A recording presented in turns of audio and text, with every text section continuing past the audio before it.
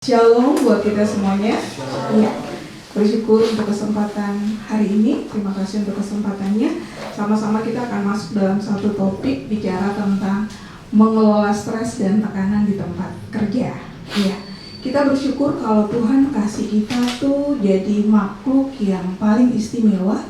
Kita punya hati, kita punya pikiran, kita punya kelengkapan yang tidak dimiliki oleh makhluk lain. Makanya begitu mudah kita akan berespon setiap situasi yang terjadi dengan kita. Nah, kalau hari ini kita belajar tentang stres, tentang tekanan, apakah ada orang yang terhindar dari hari ini, dari hal ini? Sepertinya tidak. Karena kita semua begitu terbatas melewati hari-hari, kita bisa salah berpikir, kita bisa merespon dengan cara yang salah, dan membuat kita pun mengalami stres atau tekanan. Walaupun di balik respon yang salah itu ada hal-hal yang membantu kita lebih baik. Mari kita melihat, ya stres itu apa sih sebenarnya? Ya kalau stres itu sama seperti anak yang lagi nggak sehat kemudian dia jadi demam. Oh ya sorry, abang bantuin aja kan? Ya, abang bantuin ibu nggak repot di sini.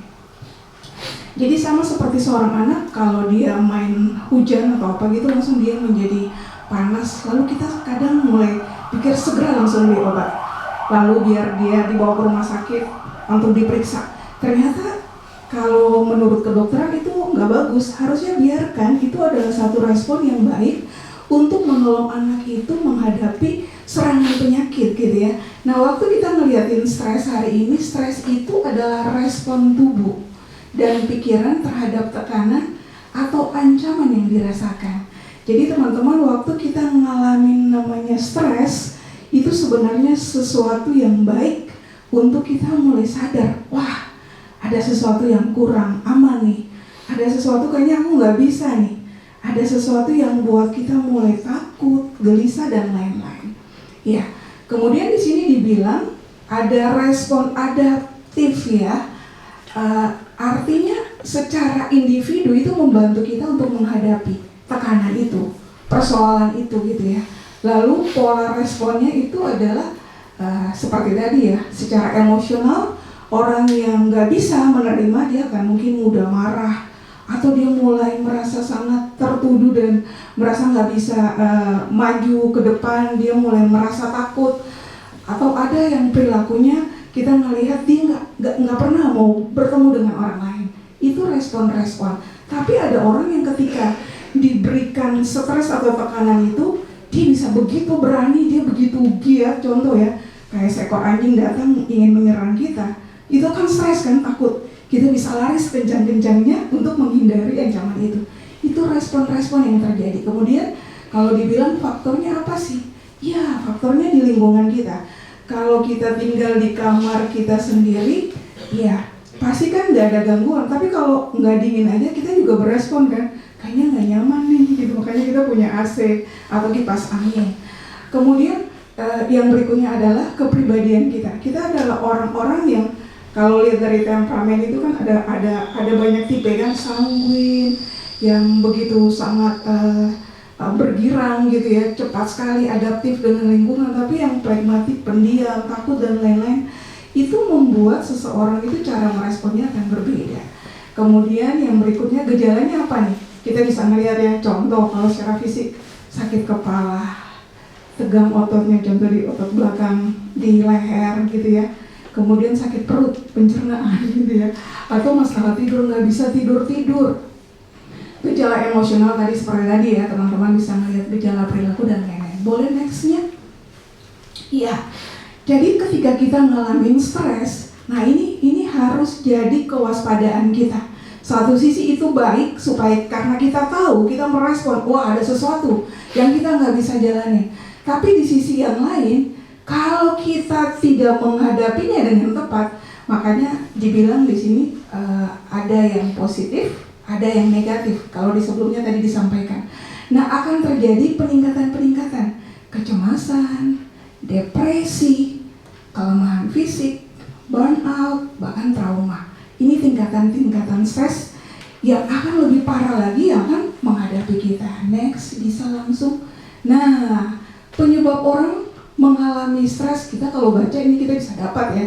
Walaupun aku nggak ngomong, teman-teman bisa ngeliatin banyak sekali. Yang pertama, beban kerja yang berlebihan. Mungkin teman-teman dalam pekerjaan kadang ngerasa aku baru mulai nih, kayaknya kasih ini aku nggak bisa nih. Waduh, mulai stres mikirnya gimana ngerjainnya, gitu ya. Itu bisa buat orang stres. Kemudian tekanan waktu. Nah, contoh kalau kita di media kerjaannya tuh kita pakai deadline. Jadi per tanggal sekian harus selesai. Kalau belum selesai mulai kepikiran, wah gimana gitu ya. Kalau kita bekerja berdasarkan deadline ya. Atau kalau di Mika lagi nyiapin keuangan, laporan keuangan, bahkan siapin anggaran untuk tahun depan atau bulan depan, itu akan dikejar-kejar dengan waktu yang begitu ketat. Kemudian kurangnya kontrol, konflik dengan rekan kerja atau atasan, ya. Jadi ternyata bukan hanya pekerjaan kita, tapi waktu kita dengan teman kita tuh nggak solid, nggak dekat, saling salah pengertian, bahkan dengan atasan, itu buat kita jadi stres. Karena kita merasa ada tekanan yang buat kita nggak nyaman. Kemudian kurangnya dukungan. Kita ngerasa, kita kan kerjanya nggak sendiri, kita punya link. Ada yang bagian desain, contoh kalau di Pama, ada bagian desain, bagian naskah, bagian editor. Bagaimana kerjanya kalau nggak kompak? Wah, dukungannya bisa amburadul ya, bisa marah-marahan. Kemudian perubahan organisasi, restrukturisasi ya, dapat menyebabkan stres. Aduh, kayaknya posisi nggak tepat, atau kita ngerasa kok kepemimpinannya berubah, nggak sesuai dengan ekspektasi kita. Kita bisa jadi stres. Kurangnya keseimbangan kerja, hari-harinya kerja terus sampai waktu untuk healing atau santai sebentar kita nggak punya waktu. Bisa juga itu bisa membuat tekanan bagi kita ya. Oke, ini situasi-situasi psikologi yang bisa terjadi dengan kita. Boleh next Abang? Ya. Nah, gimana nih ngelolanya? Kalau secara teorinya kita bisa lakukan nih. Kita ngatur prioritas. Ada yang penting tapi ada yang lebih penting. Gimana kita ngatur yang paling mendesak sama sekali? Kita harus kerjakan duluan. Kalau enggak jangan gitu ya. Kita ngelola waktu kita 8 jam setiap kerja. Kita harus ngatur, jangan sampai kita salah. Nanti kita nggak bisa kerjain. Kita harus ngatur, oh ya ada waktunya aku baca dulu, ada waktunya aku edit, ada waktunya aku bisa ngobrol, ada makan. Kemudian aku harus berrelasi dengan teman, ngerjain tugasnya dengan baik. Kalau kita nggak atur, nah ini yang dibilang tekanannya akan besar dan kita akan kesulitan. Kemudian komunikasi. Ternyata dalam waktu kita bergaul, kita bekerja, yang dibilang komunikasi itu nggak bisa kita hindari. Makanya kalau kita hanya diam, menutup diri, kita akan mengalami yang namanya tekanan.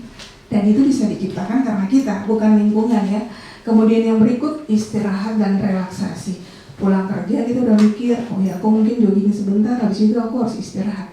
Tapi kalau kita begadang, kita nonton, kita main games atau apa gitu, itu akan menolong, membuat kita kehabisan waktu.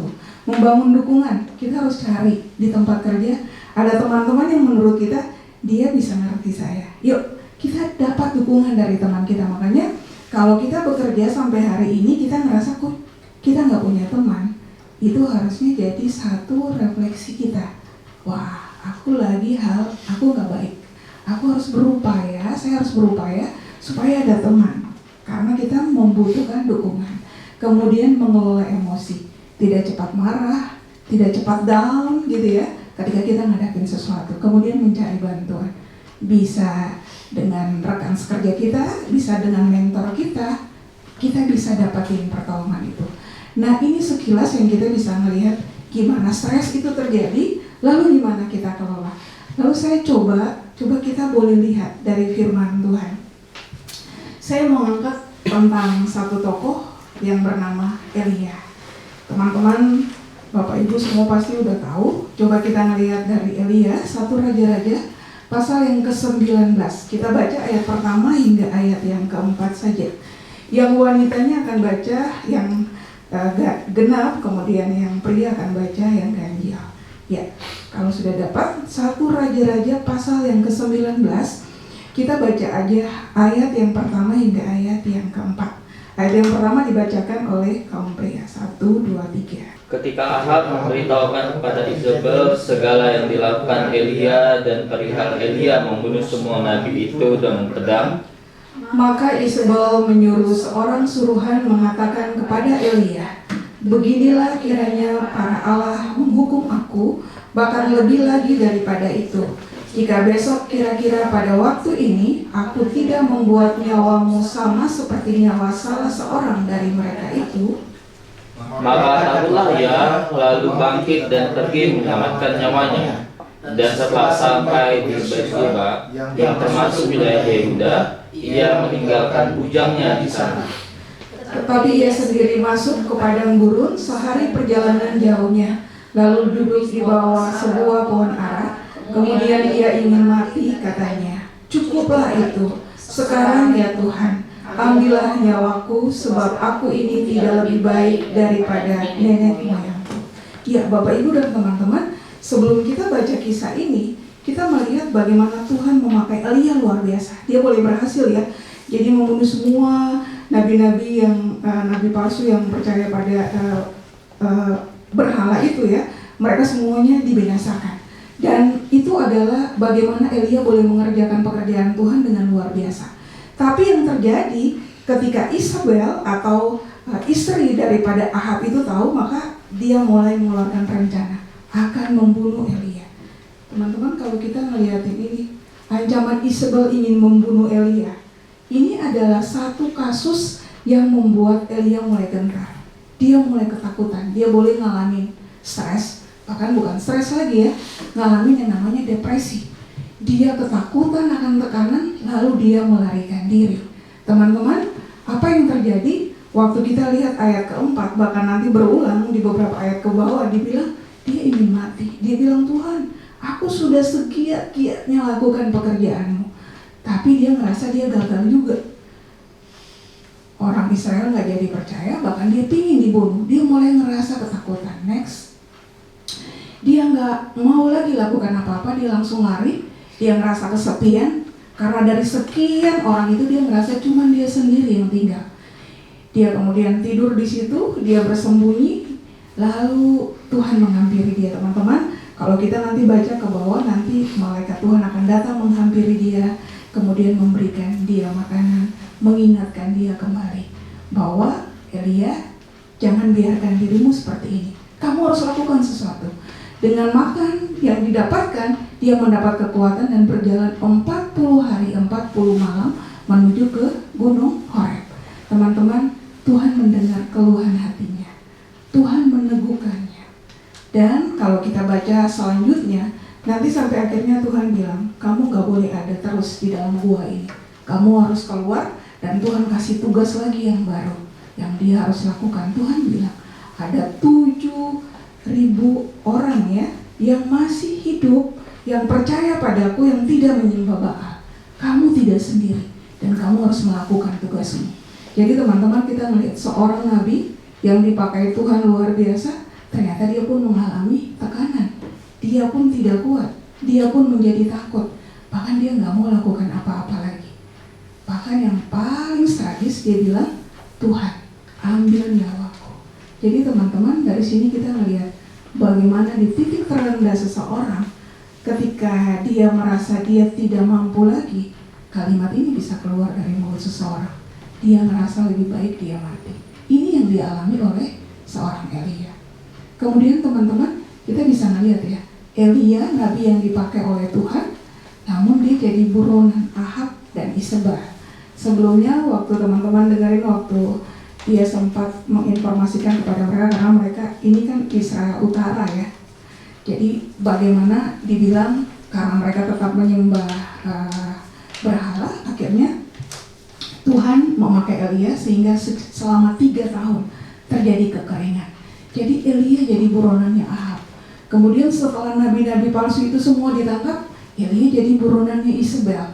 Teman-teman lihat, dia tetap mengalami yang namanya tekanan, situasi yang sulit, yang tidak mudah.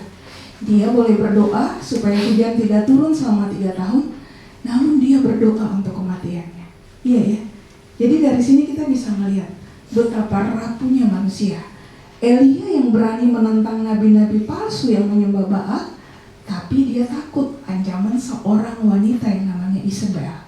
Nah, kita bisa melihat hidup kita ya, apa yang membuat kita takut, Apa yang membuat kita bisa stres sampai ngelupa loh sesuatu yang besar yang Tuhan sedang kasih ke kita.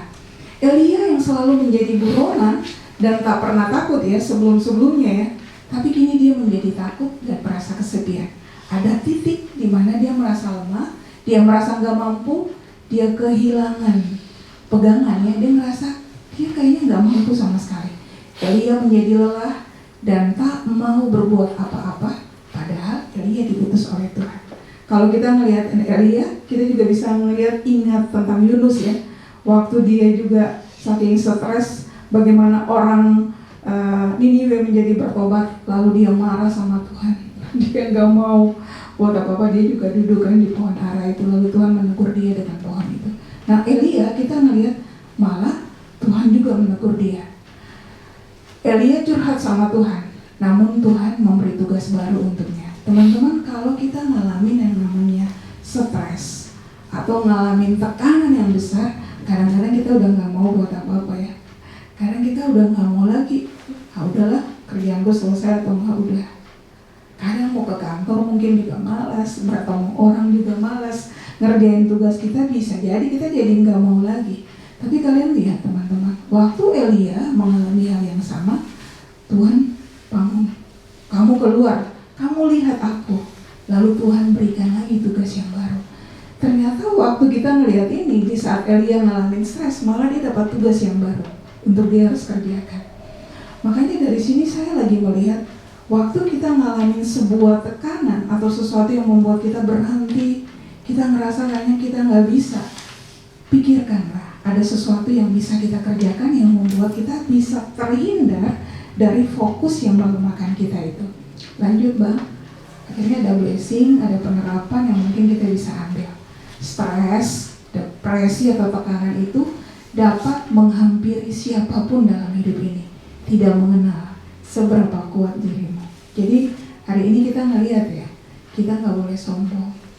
Sekuat-kuatnya kita, ada waktu kita menjadi lemah karena kita terbatas. Kita bukan pencipta tapi ciptaannya Tuhan. Supaya apa? Kita bergantung sama Tuhan. Lalu kita lihat kiri kanan kita butuh pertolongan juga ya. Yang kedua, setiap kita terbatas, kita rapuh. Ada titik di mana kita menjadi lemah, kesepian, takut, cemas, letih dan tak berdaya. Ini buktinya bahwa kita harus siapkan diri. Karena ada waktu di mana semuanya tidak aman-aman saja. Ada waktu di mana kita akan mengalami goncangan, ada mengalami tekanan. Maka kita harus selalu siap diri. Kita harus waspada. Dalam kondisi yang baik, aku akan tetap baik. Dalam kondisi yang tidak baik, aku juga harus tetap baik. Artinya, tetap melakukan yang benar.